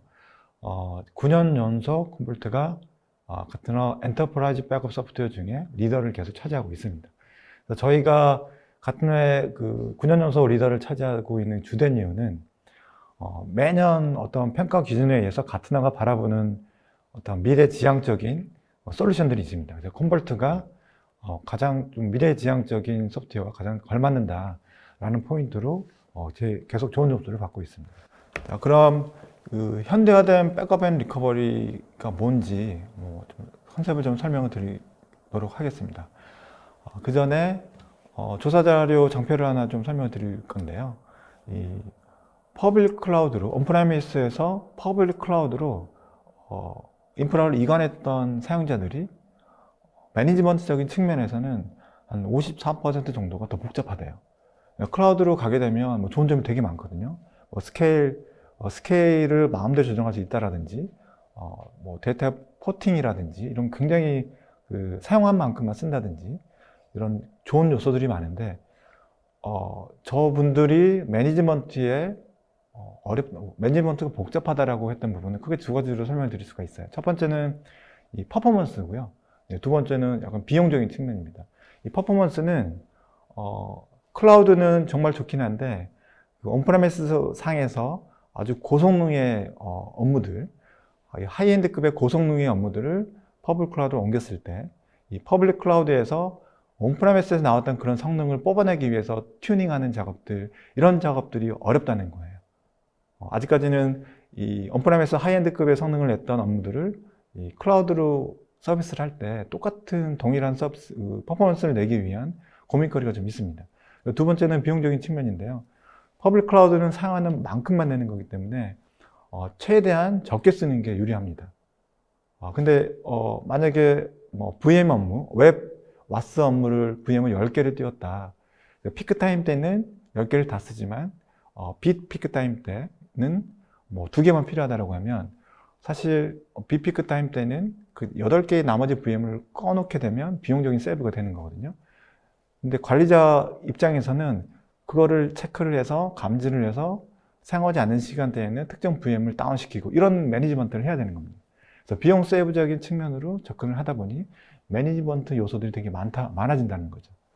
자, 그래서 이 퍼블릭 클라우드의 인프라 관련된 불편한 요소들을 설명을 드렸는데 또 하나의 요소에는 데이터 백업입니다. 클라우드 환경에 있는 데이터를 보호를 할 때 기존의 레가시 방식을 쓰다 보니 또 매니지먼트 어려워지는 거예요. 그래서 이 인프라가 현대화됐으면 이 백업 방식도, 백업 소프트웨어도 현대화시켜야 합니다. 그래서 보통 IT를 새로운 프로젝트를 만들어서 인프라를 새로 만드신다든지 또는 차세대 프로젝트를 하실 때 항상 이 3가지 포인트로 접근하실 거예요. 복잡한 부분을 다 없애실 거예요. 그래서 HCI 컨셉이 굉장히 호평을 받았고, 그리고 백업 소프트웨어 입장에서는 어플라이언스라든지 이런 간소화된 장비들이 많이 호평을 받았습니다. 두 번째 요소는 비용을 세이브시켜야 되고, 세 번째 요소는 운영을 간소화시켜서 운영 비용을 최소화시키는, 크게 이 3가지 요소로 많이 접근을 한다고 보고 있습니다. 근데 대부분은 아까도 전 장표에서 몇 번 설명을 드렸지만 IT의 인프라는 현대화되는데 백업 방식은 레가시한 방식으로 많이들 쓰고 계세요.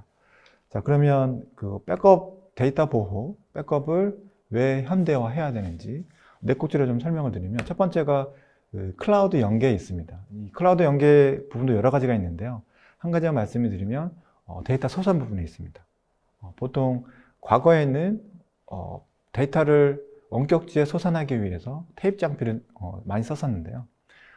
테이프 장치를 쓰다 보니 테이프 장치에 오류도 많고 테이프를 사람이 매뉴얼하게 옮겨야 되는, 옮기면서 또 뭐 사고가 발생할 수도 있고, 또 보관주기가 지나면 미래를 가지고 와야 되는데 사람의 실수로 관리의 누락으로 미래를 잘못 가져서, 이런 여러 가지 포인트가 있어서 이 클라우드로 데이터를 소산하는 고객들이 되게 많습니다. 해외는 엄청나게 많고요. 국내 고객들도 한 2년 전서부터 저희 콤볼트를 사용하는 고객들도 굉장히 많이 소산을 하고 계세요. 자, 두 번째 요소로는 운영 비용 최소화입니다. 소프트웨어를 데이터 보호 소프트웨어를 사용하실 때 어떤 매뉴얼한 스크립트를 많이 쓰신다거나 하시게 되면 사용자가 계속 개입을 해야 됩니다. 그래서 어떤 변경 사항이 있으면 그 스크립트를 또 수정을 하셔야 되고, 근데 소프트웨어가 데이터 백업 소프트웨어가 그런 부분을 최대한 어느 정도까지 자동화되어 있느냐, 그래서 운영 비용을 얼마나 최소화시킬 수 있느냐라는 포인트도 접근을 하셔야 되고요. 세 번째는 확장성입니다. 이게 무조건 스케일업이 아닌 스케일 아웃의 형태로 필요할 때 백업 리소스를 늘리고 불필요할 때는 리소스를 만들어 줄 수 있는 이런 컨셉이 필요하고요. 그 다음에는 이제 RTO, RPO라 그래서 리커버리 타임 오브젝트, 리커버리 포인트 오브젝트, 리커버리하는 시간, 복구하는 시간과 복구하는 시점을 맞추는 어려움들이 있습니다. 그래서 이 방식도 레가시한 방식으로 방대해진 데이터를 백업하다 보니 저런 시점을 맞추는 데 어려움이 있는 거고요. 그래서 레가시한 방식이 아닌 어떤 스토리지 스냅이나 VM 스냅과 같은 스냅과 연계한 방식으로 접근을 하셔야 합니다. 그래서 현대화 백업을 현대화해야 되는 이유에 대해서 좀 설명을 드렸고요. 그러면 여러분들이 현재 사용하시고 있는 소프트웨어나 앞으로 검토 예정인 소프트웨어들이 이런 요소들과 잘 맞는지 한번 검토를 해보셔야 되고요. 그 다음에 이제 백업 애저 서비스를 하실 때 고려해야 될 사항입니다. 과거에는 백업 구성을 하실 때 항상 백업에 포커싱을 맞췄어요. 백업을 빨리 해야 되고, 백업을 할 때 뭐 업무 서버의 리소스를 조금만 써야 되고, 백업 저장소는 조금만 써야 되고, 이건 백업에 포커싱이 맞춰져 있었거든요. 근데 요즘 트렌드는 백업이 아닌 복구입니다. 리커버리에 대한 준비가 얼마나 잘 돼 있느냐라는 포인트로 보통 접근을 하게 됩니다. 그래서 리커버리에 대한 포인트를 이제 4가지로 볼 수가 있는데요. 첫 번째, 레디 포 리커버리. 저 얘기는 아무나 손쉽게, 전문가가 아니더라도 누구나 손쉽게 어떤 데이터를 원하는 데이터를 쉽게 찾을 수가 있고, 그 데이터가 어디에 있든지 상관이 없이 쉽게 복구할 수 있는지, 그리고 이 새로운 워크로드, 새로운 어플리케이션이 갑자기 각광을 받고 있는 어플리케이션이나 또는 플랫폼들이 생겼다. 그래서 고객이 도입을 했을 때 기존에 사용하고 있던 솔루션이 그런 어플리케이션까지 빠르게 데이터 보호를 할 수 있는 그런 기능이 되는지, 또는 고객의 SLA가 자주자주 바뀌어서 고객의 만족도에게, 사용자의 만족, SLA에 맞게끔 변화를 할 수 있는지, 그리고 마지막으로 예기치 못했던 어떤 오류에 대해서 리커버리를 준비할 수 있는지. 그래서 요즘 컨셉은 백업보다는 리커버리에 포커싱을 맞춰서 디자인을 하고 있습니다. 자, 그러면 어떻게 준비를 할 건지, 준비는 이제 3가지 포인트를 말씀드릴 수가 있는데요. 이것도 이제 마찬가지입니다. 손쉽게 내가 복구할 수 있는 데이터를, 그 데이터가 어디 있든지 상관이 없이 쉽게 찾고 손쉽게 복구할 수 있는 방법을 찾으시면 되는 겁니다. 그래서 첫 번째로 이 손쉽게 찾고 손쉽게 복구하기 위해서는 최대한 사용자분들이 운영하고 계시는 다양한 인프라 환경, 물리서버, 가상화 또는 클라우드, 또 이런 여러 가지 환경들을 하나의 솔루션으로 관리하는 방안을 가져가셔야 됩니다. 정책 또한 하나의 정책으로 가져가셔야 되는 거고요. 물론 쉽지는 않을 수 있거든요. 근데 최대한 관리하는 플랫폼을, 매니지먼트 솔루션을 줄이시는 게 리커버리 레디에 있어서는 가장 좋은 방법이 될 수가 있고요. 거기에 추가적으로 아주 다양한 스토리지라든지 어플리케이션은 요즘에는 이제 오픈 베이스의 그 어플리케이션도 많이 쓰고 있거든요. MySQL이나 마리아DB, 포스트그레스콜이라든지, 또는 가상화에 있어서는 최근에 각광을 받고 있는 컨테이너나 오픈시프트, 쿠버네티스 같은 이런 인프라들을 백업을 할 수 있는지도 같이 검토를 하셔야 됩니다. 그래서 애쉬를 좀 설명을 드리려고 하고요. 이 애쉬는 이 하이브리드 클라우드 환경에서의 데이터 보호를 하는 애쉬들을 설명을 드리려고 합니다. 이게 그 장표에 보시면 1번, 2번, 3번, 4번, 5번이라고 설명이 되어 있는데, 자, 그 왼쪽에 데이터 센터를 다양한 환경에서 운영을 하시다가 백업을 온프라미스 환경에서 데이터를 저장하고 계셨다가 만약에 클라우드로 솟아날 해야 되는 이슈가 생겼다, 니즈가 생겼다 했을 때, 이 클라우드로 솟아날 할 때 어떤 그 특정 하드웨어라든지 특정 벤더에서 제공하는 그런 하드웨어에서 작동되는 기능이 아닌 이 소프트웨어에서 다이렉트로 클라우드로 중복적을 하거나 또는 암호화를 하거나 컴프레스를 해서 저장할 수 있는 솔루션을 선택을 하셔야 됩니다. 그래서 이런 하드웨어적인 디펜던시 솔루션이 아닌 소프트웨어 디파인 솔루션으로 검토를 하셔야 되는 거고요. 그리고 그 클라우드로 다이렉트로 백업을 하고 싶다든지, 또는 클라우드 안에 있는 인프라들을 클라우드 안에 저장소에 데이터를 저장한다든지, 또 저장소가 좀 비용이 저렴한 그 오브젝트 스토리지 중에 어떤 그 아카이브용 스토리지로 장기 보관 데이터를 솟아낸다든지, 또는 온프라미스에 있는 워크로드를 클라우드 환경으로 컨버팅을 한다든지, 또 클라우드에 있는 데이터를 온프라미스로 보낸다든지, 이런 데이터의 이동성이 인프라 환경이 어떻게 뭐가 됐든 상관이 없이 이 하나의 솔루션으로 다 커버할 수 있는 그런 솔루션을 항상 도입하셔야 리커버리 레이디를 하실 수가 있는 거고, 지금 보여드린 장표에 퍼블릭 클라우드가 이제 AWS 그림들이 많이 있는데요.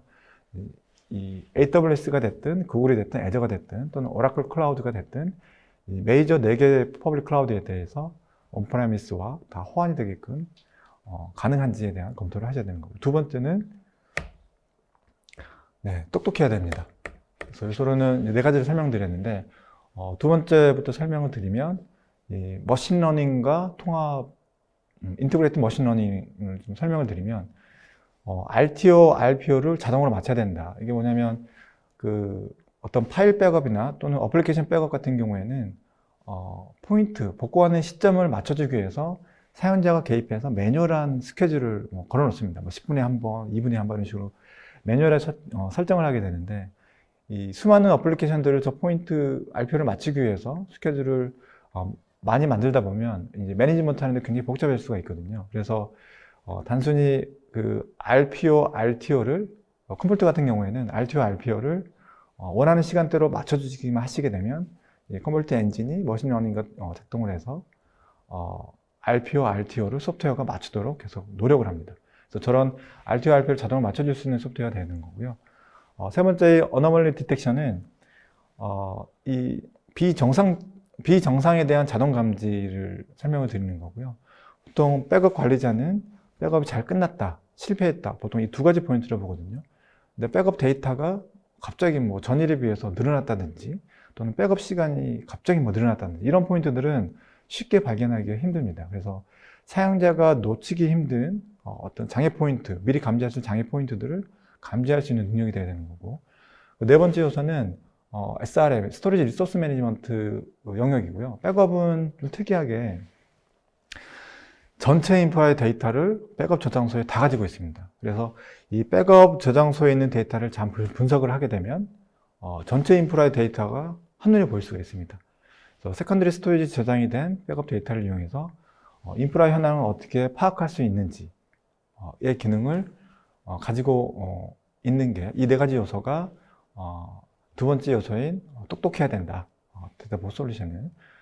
자, 그리고 세 번째 요소는 약간 중복되는 내용인데요. 뭐 이게 파일이 됐든 어플리케이션이 됐든 가상화 됐든 클라우드 됐든 또 이런 데이터들을 어디로 복구하든 누가 복구하든 어디서 복구하든 아주 손쉬운 복구를 할 수 있는 기능들이 지원이 돼야 합니다. 그래서 예시로 좀 설명을 드리면 데이터베이스에 어떤 테이블 복구 이슈가 생겼다. 그래서 이 데이터베이스의 백업의 입장에서는 물리적인 데이터 파일 단위로 데이터를 땡겨오거든요. 근데 이 테이블에 대한 복구는 논리적인 단위이기 때문에 물리적인 단위로 복구를 해서 논리적인 단위로 복구를 하는 이 중에 스텝을 가져가게 됩니다. 그래서 이 스텝을 보면 내가 원하는 데이터를 찾아서 리스토어를 해서 이게 잘 됐는지 검증을 하고, 이 검증하는 과정은 전문가 DBA가 검증을 한다든지 때에 따라서는 시스템 엔지니어나 백업 어드민이 같이 검증을 해줘야 되는 거고요. 그리고 나서 데이터를 뽑아내고 또 임포트하는 이런 멀티한 과정에 여러 명이 붙어서 작업을 해야 합니다. 이게 그 현대화된 방식으로 접근한다고 하시면은 내가 원하는 테이블을 찾아서 임포트 이렇게 단순하게 끝내야 되는 거고, 뒤에 오는 어떤 백단의 복잡한 작업들은 소프트웨어들이 다 알아서 자동으로 처리를 해야 됩니다. 자, 그리고 이제 마이그레이션인데요. 이 기종 간에 만약에 VMware를 쓰고 계시는 고객이 우린 이번에 가상화 VM을 다른 이 기종의 하이퍼바이저로 옮길래 라고 하셨을 때, 물론 이 하이퍼바이저들이 컨버팅하는 기능을 제공하고 있긴 하거든요. 제약적으로. 근데 이제 백업 솔루션들이 어차피 저희뿐만이 아닌 다른 솔루션들도 이 기종 간 하이퍼바이저들끼리 VM들을 컨버팅해주는 기능들이 있습니다. 그래서 얼마나 많은 그 고객이 원하는 인프라로 변환이 가능한지, 단순히 VM에서 끝나는 게 아니라 또 다른 하이퍼바이저로 또 어떻게 이관이 되는지, 이런 얼마나 어디까지 지원이 되는지, 얼마나 손쉽게 변환을 할 수가 있는지, 그런 부분들을 검토를 하셔야 되는 거고요. 결과적으로 보시면 이렇게 요약을 할 수가 있고, 인프라는 앞으로는 더 복잡해질 거예요. 어플리케이션도 훨씬 더 많아질 거예요. 그래서 관리하던 데이터들은 많아질 수밖에 없고 얼마나 손쉽게 복구할 수 있느냐라는 포인트로 솔루션 도입 시에 검토를 하시면 됩니다. 컴볼트를 사용하시게 되면 컴볼트의 베니핏은 컴볼트는 통합 솔루션입니다. 소프트웨어 디파인이고 하드웨어 디펜던시 하지 않습니다. 자, 백업만 되는 게 아니고요. 컴볼트는 백업, 클라우드 복제, 클라우드로 마이그레이션, 클라우드로 백업, 그리고 클라우드를 이용한 데이터 DR이나 서비스 DR, 그리고 저장된 데이터를 이용해서 어널라이즈까지 제공해드리고 있습니다. 하나의 솔루션으로. 자, 그래서 저희는 인프라의 데이터를 컴볼트가 가지고 와서 단순히 데이터를 저장하는 게 아니고요. 데이터를 이해한다라고 얘기를 합니다. 그래서 이 데이터들 중에 어떤 문제점이 있으면 미리미리 사용자에게 알려주게 되고 필요할 때는 데이터를 리커버리를 할 수가 있고 또는 어널라이즈 통해서 별도의 분석을 또 하실 수가 있습니다. 그리고 저희가 이해한 데이터를 다른 서드파이트 솔루션에게 API를 통해서 제공을 또 해드릴 수도 있어요.